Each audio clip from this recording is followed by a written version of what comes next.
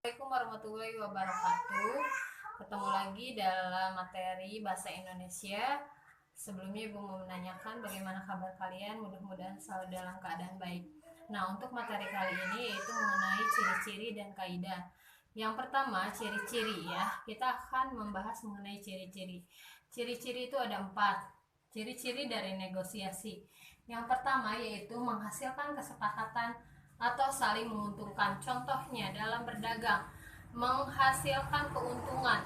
Jadi si pembeli mendapatkan keuntungan yaitu berupa barang dan tidak merugikan si pembeli, dan si pedagang juga mendapatkan keuntungan yaitu mendapatkan keuntungan dari barang dagangannya ya. Nah, untuk ciri-ciri yang kedua yaitu mengarah pada tujuan praktis. Jadi, kalau tujuan praktis itu tidak ribet, jadi langsung saja pada tujuannya. Nah, yang ketiga yaitu memprioritaskan kepentingan bersama. Jadi, harus tidak boleh hanya salah satu yang diprioritaskan. Jadi, kedua-duanya harus diprioritaskan atau diutamakan. Nah, yang keempat, merupakan sarana mencari penyelesaian. Jadi, harus ada penyelesaian di akhir suatu negosiasi ya. Nah, yang selanjutnya itu mengenai kaidah kebahasaan negosiasi. Ada beberapa ya.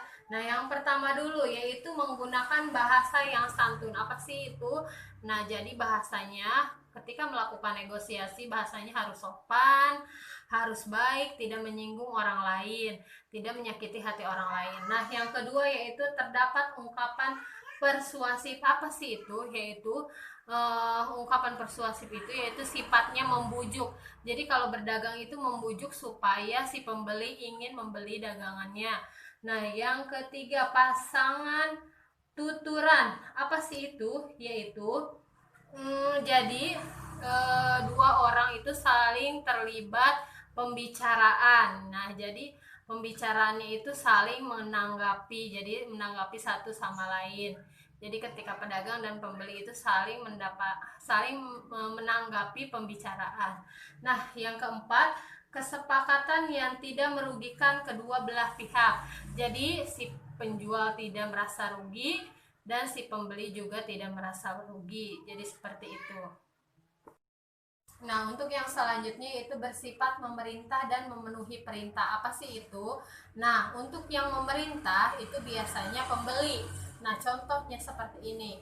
Pak, bolehkah harga telur ini 1 kilonya 12.000?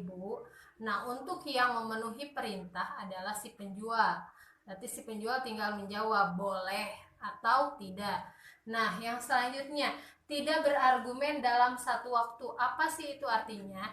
Nah, untuk berargumen tidak dalam satu waktu ini artinya yaitu tidak meninggikan suara. Jadi ketika menawar suatu dagangan kepada pembeli, kalian tidak boleh meninggikan suara atau volume suara kalian, karena itu sifatnya tidak sopan. Nah, untuk yang terakhir, didasari argumen yang kuat disertai fakta.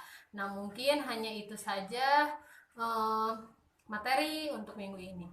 Kurang lebihnya Ibu mohon maaf. Assalamualaikum warahmatullahi wabarakatuh.